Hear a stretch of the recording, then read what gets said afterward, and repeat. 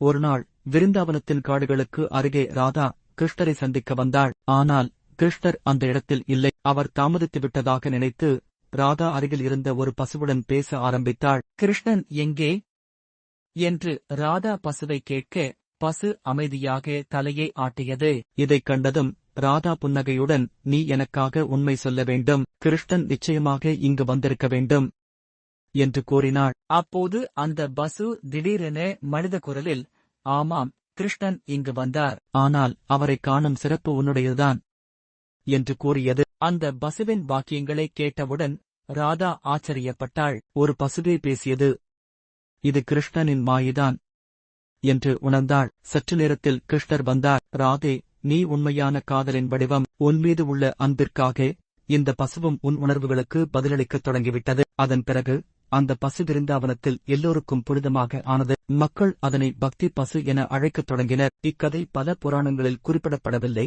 ஆனால் விருந்தாவனத்தின் பழைய கதைகளில் இருந்து வந்ததாக கூறப்படுகிறது. இந்த கதையில் ராதா மற்றும் கிருஷ்ணரின் அன்பு மட்டுமல்ல, உயிர்கள் கூட உணர்ச்சிகளை பகிர்ந்து கொள்ளும் என்பது விளக்கப்படுகிறது.